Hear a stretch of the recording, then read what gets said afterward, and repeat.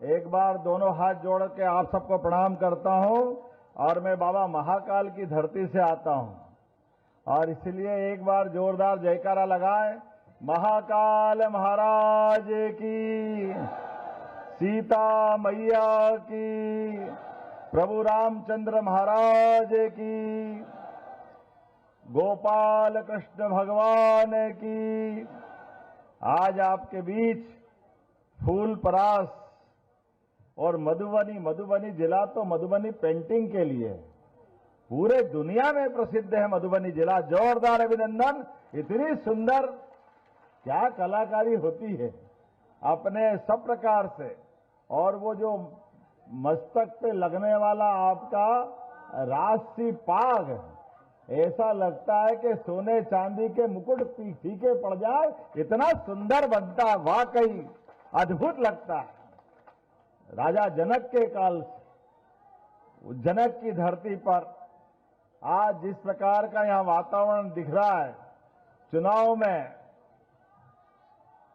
चारों तरफ से अब जिस वातावरण की हम चुनाव में बात कर रहे हैं, बड़ी संख्या में बहनें बैठी है और मैं आपके साथ चुनाव के दरमियान बात अगर करने आया हूं तो यहां हमारी शीला बहन जी आपकी जांची परखी और क्या वास्तव में चूल्हे चौके से लगा करके हमारी मंत्रिमंडल की सदस्य बनने तक क्या काम करती बहन। जोरदार अभिनंदन करो। जो काम मिल जाए आपके माध्यम से इस बात की पुष्टि होती है कि बहनों को, माता बहनों को, भारतीय नारी को जो काम दो बहुत अच्छे से करती है। ये पक्की बात है। ये माता बहनें हमारे लिए वास्तव में पूजनीय है। दुनिया के अंदर 200 से ज्यादा देश है, लेकिन एकमात्र देश भारत है जो अपनी माता बहनों से देश को, हमारे नवग्रह में पृथ्वी माता को मातृ सत्ता से जोड़ते हैं। यह हमारा सौभाग्य है और इसीलिए प्रधानमंत्री नरेंद्र मोदी जी के लिए भी जोरदार अभिनंदन करो, हमारे यशस्वी प्रधानमंत्री के लिए। धीरे धीरे करके माता बहनों के लिए कितना काम कर रहे हैं। आने वाले 2029 के बाद 33% आरक्षण बहनों को मिलने वाला है। जोरदार अभिनंदन करें। यह लोकतंत्र के अंदर सबसे बड़ा सम्मान है।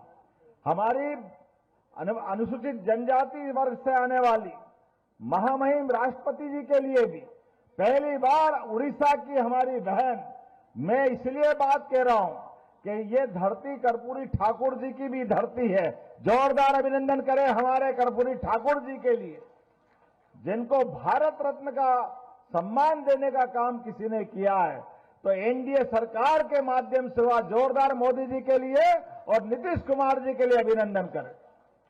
हमारे हर एक नायक जिसने सभी वर्गों के कल्याण के लिए काम किए, छोटे से छोटे समाज के व्यक्ति को भी जोड़ करके लोकतंत्र में सम्मान के साथ आगे खड़ा करना, ये व्यक्ति जो लंबे समय तक काम करते हैं, लेकिन बड़े दुर्भाग्य के साथ कहना पड़ेगा, कांग्रेस केवल वोट मांगती है, जमाने भर की बात करती, लेकिन जब कभी भारत रत्न का मौका आए तो अपने खानदान के अलावा कोई दिखता नहीं उनको। उनके एकमात्र खानदान, जवाहरलाल नेहरू भारत रत्न, इंदिरा गांधी भारत रत्न, बाद में राजीव गांधी वो भारत रत्न, सारे भारत रत्न घर में लाते हैं। और ये मोदी जी है जो योग्य लोग वहां तक पहुंचाते। जोरदार अभिनंदन इस नाते से करिए। गरीब से गरीब आदमी के परिवार से निकल गए जो व्यक्ति बड़े, जिसने अच्छा काम किया। और हमारे लिए तो और सौभाग्य की बात है, ये केवल एनडीए वाले कर सकते हैं, जिन्होंने हमारे भले दल के भी नहीं हो लेकिन खुद कांग्रेस के भी बड़े बड़े नेता रहे। अब प्रणब मुखर्जी आपके पास के बंगाल के थे, लेकिन बंगाल के प्रणब दा ने जितना अच्छा देश के अंदर अपना अलग अलग सरकार के माध्यम से मंत्री में काम किया, बाद में राष्ट्रपति के रूप में काम किया, उनका भी सम्मान होना चाहिए। ये केवल एनडीए वाले मोदी जी की सरकार कर सकती है। जोरदार अभिनंदन उस नाते से भी करो। सबको साथ, सबका विकास और सबका विश्वास, सबका प्रयास। जब मैं ये बात आपसे कह रहा हूं तो उसके लक्षण भी दिखाई देते हैं। अब आप बताओ, ये कांग्रेसी हाय रे कर रहे हैं। बहनों के हाथ में 10,000 तो क्या दिए, ऐसा लग रहा है इनकी जेब कट गई। छाती पीट रहे हैं, रो रहे हैं नाम से, तुमने तो कभी दिए नहीं। ये हमारे अपने एनडीए की सरकार नीतीश बाबू की जोरदार अभिनंदन करो माता बहनों के लिए। और जो संजय भैया सही कह रहे थे, अभी तो ये 10,000 दिए, आने वाले समय में 2 लाख तक भी बहनों को देंगे। ये हमारी घोषणा की बात है। और किसानों को सम्मान निधि, सीमा पे जवान और खेत में किसान, दोनों को समान दृष्टि से देखने का भाव यशस्वी प्रधानमंत्री का है। पहली बार किसान को सम्मान निधि देकर के उसके पसीने की कीमत करने का काम, उनकी मेहनत से पूरे देश का पेट भरता है। ऐसे किसानों को प्रणाम करता हूं, आपका अभिनंदन करता हूं। पहली बार किसान सम्मान निधि अगर किसी ने दी है तो हमारी एनडीए की सरकार और माननीय प्रधानमंत्री नरेंद्र मोदी जी के माध्यम से मिली। 6,000 से बढ़ाकर अब तो घोषणा पत्र में 9,000 देने वाले हैं। जोरदार अभिनंदन करो, ये धीरे धीरे बढ़ता जा रहा है। और कितना सुखद संयोग है, मां सीता मैया के ननिहाल से आप सब आते हैं। हमारे लिए भी आदर का केंद्र है बिहार और ये मिथिलांचल का पूरा बेल्ट, और आज इसका आनंद तो और बढ़ गया। लेकिन कांग्रेस के लोगों को तो अपना प्रत्याशी नहीं उतारना चाहिए था, जो पाप भगवान राम के साथ किया। ये कांग्रेस के लोग माफी मांगे इस बात के लिए, जिनने सुप्रीम कोर्ट, हाई कोर्ट में शपथ पत्र लगा के कहा था, कहां भगवान राम पैदा हुए, किसने कहा, कहां कौन जन्मभूमि मानेगा। लगातार भगवान राम के मुद्दों को उलझाने का काम किया। यशस्वी प्रधानमंत्री ने सुप्रीम कोर्ट के निर्णय के बाद भगवान राम के नाम पे जब देखो तब कांग्रेस और उनके लोग दंगे कराते थे। लेकिन मुझे इस बात की प्रसन्नता है, पूरे देश ने एकजुटता के साथ, प्रधानमंत्री ने जैसे ही सुप्रीम कोर्ट का फैसला आया, धूमधाम से अयोध्या में भगवान राम का जन्म स्थान का भूमि पूजन हुआ। ये हमारे लिए सौभाग्य की बात है, क्योंकि बिहार के तो अलग रिश्ते हैं माता सीता के माध्यम से। अयोध्या, उत्तर प्रदेश, बिहार अलग दौर में जाते हैं। और उतना ही नहीं, आज भगवान राम का गगनचुंबी अगर मंदिर बन के देवालय तैयार हुआ तो ये भी प्रधानमंत्री के माध्यम से हुआ। पूरे देश में कहीं दंगे नहीं हुए, हिंदू मुसलमान सबने मिलकर के आनंद मनाया। लेकिन कांग्रेसी बताए, राहुल गांधी, प्रियंका गांधी, सोनिया गांधी, इनको भगवान राम के मंदिर में किसने दर्शन करने जाते देखा क्या? कोई गए क्या अयोध्या? ये नहीं जाने वाले हैं। ये केवल छोटी मानसिकता के हैं। इसलिए आज के इस अवसर पर हमको ये भी याद रखना पड़ेगा कि हमारे देश के जो मान बिंदु है, जिनके आधार पर देश की दुनिया में पहचान बनती है, भगवान राम और कृष्ण के नाम से पूरा देश दुनिया जानती है। दुनिया में कहीं भी भारत का आदमी जाए और वो कहे कि वो लोग पूछे कि आप कहां से आए, तो वो बताए कि मैं राम और कृष्ण की धरती से आया हूं, तो अपने आप दुनिया समझ जाती है हिंदुस्तान से आते हैं, ऐसा पवित्र देश हमारा है। लेकिन ये कांग्रेसी लगातार एक के बाद एक हमारे सनातन संस्कृति के इन मान बिंदुओं पर भी अड़चने पैदा करते आए। लेकिन माननीय प्रधानमंत्री के नेतृत्व में आज सांस्कृतिक राष्ट्रवाद के आधार पर धार्मिक पर्यटन के माध्यम से अरे लोगों की जिंदगी बेहतर हो सकती है। धार्मिक पर्यटन के केंद्र के माध्यम से भी हमारे जो आस्था के केंद्र है वो भव्य दिव्य तीर्थ बनना चाहिए। आनंद के साथ सारे देश के लोग आ जा सके, वो सारी व्यवस्था वहां होना चाहिए, सारे प्रबंधन करना चाहिए।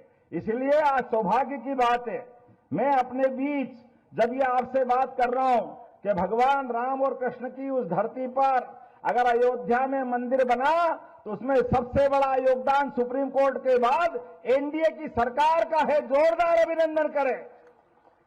और जब भगवान राम का मंदिर बना, काशी विश्वनाथ का भी आनंद आया। गंगा जी का संबंध बिहार से लेकर बनारस तक है। गंगा जी की इस पूरी धारा की पवित्रता में बाबा का आशीर्वाद है। और जब काशी विश्वनाथ बना, मैं उज्जैन से आता हूं, 2022 के बाद उज्जैन की दशा बदली। बाबा महाकाल के महालोक के बनने के बाद पहले 30-40 लाख लोग आते थे उज्जैन, आज 7 करोड़ से ज्यादा लोग आते हैं उज्जैन में देव दर्शन करने के लिए, पूरे देश से आते हैं। आपकी भी सबकी इच्छा होगी कि नहीं होगी उज्जैन आने की? बोले महाकाल महाराज की। चुनाव के बाद आप सबको भी निमंत्रण दे रहा हूं, आप सब भी आइए दीदी, भव्य जीत के साथ एक बार उज्जैन दर्शन करने आइए। लेकिन उज्जैन की बात करते हुए जब मैं बात कर रहा हूं कि धार्मिक पर्यटन से सबका जीवन बदलता है, ठेले वाले, गाड़ी वाले, होटल वाले, कोई छोटे मोटे काम करने वाले, सबको आवागमन के आधार पर सबकी जिंदगी बदलती। ऐसे में आज यहां सीता माता के लिए भी माननीय प्रधानमंत्री के माध्यम से एनडीए सरकार ने घोषणा की, जहां जहां सीता मैया के धाम होंगे सबके लिए तीर्थ बनाने वाले हैं। जोरदार अभिनंदन करो ये सीता मैया के लिए भी धार्मिक पर्यटन का केंद्र बने। और उतना ही नहीं, बहुत सारे प्रकार से। लेकिन बड़े दुर्भाग्य के साथ कहना पड़ेगा, जब हमने अयोध्या का आनंद लिया, भगवान राम का जय जयकारा लिया, आज वहां भगवान राम मुस्कुरा रहे हैं, तो भगवान गोपाल कृष्ण ने क्या बिगाड़ा है? आनंद आना चाहिए कि नहीं आना चाहिए? बोलो कृष्ण कन्हैया लाल की।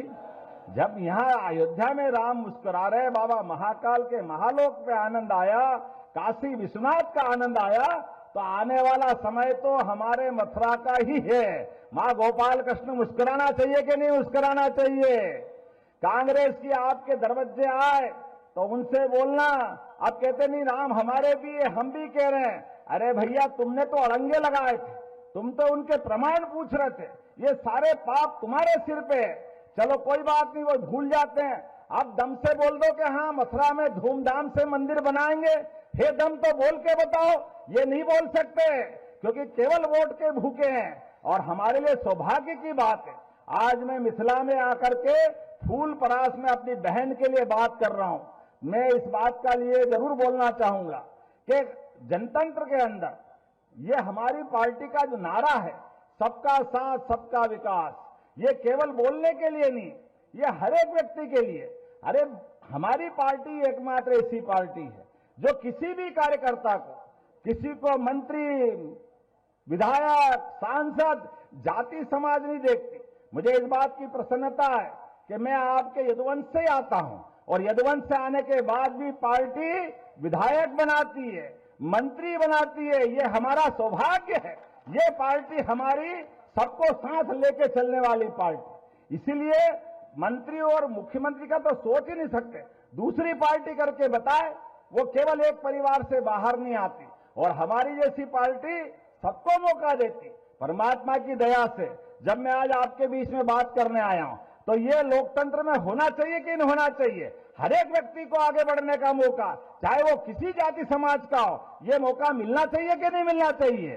तो हमारे बीच आज का चुनाव इसी बात का है कि एक तरफ परिवारवाद और एक तरफ राष्ट्रवाद, एक तरफ लोकतंत्र की दुहाई, लोकतंत्र के लिए चुनाव में लड़ाई लड़ने वाला मामला है, और दूसरी तरफ एक परिवार के लोग लड़ते हैं। मैं आज आपसे बात करने आया हूं, इस नाते से भी बात करता हूं कि भगवान कृष्ण का जब हमारी सरकार बनी, मेरे अपने परिवार में तो कोई मंत्री नहीं, कोई विधायक नहीं, कोई सांसद नहीं, केवल मैं भाजपा का कार्यकर्ता था और पार्टी ने सभी काम के साथ साथ इतने बड़े राज्य का मुख्यमंत्री बना करके, ये जो परमात्मा की दया से पार्टी का विचार, हमारा तो यहां एनडीए का बहुत अच्छा क्या तीर छाप है, और हमारी पार्टी का है फूल छाप, कमल का फूल, और ये आपका फूल परास है, तो डबल रिश्ता बनता है।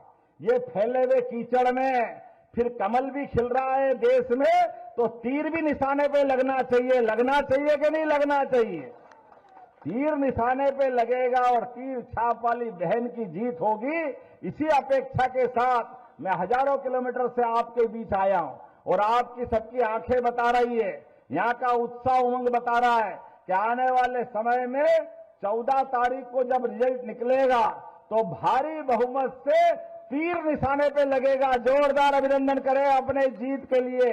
और आइए बहन जी, हम सब संकल्प करें, एक एक वोट जब तक हमारे पक्ष में नहीं पड़ जाए तब तक शांति से नहीं बैठेंगे। बोलो सब तैयार है? तो अपने दोनों हाथ की मुट्ठी बांधे और अपने स्थान पे खड़े हो जाए। अपने एक एक वोट को, एक एक वोट जब तक पक्ष में नहीं डल जाए तब तक शांति से नहीं बैठेंगे। तो मेरे साथ बोले भारत माता की, भारत माता की, भारत माता की। वीके न्यूज, राष्ट्र के नाम।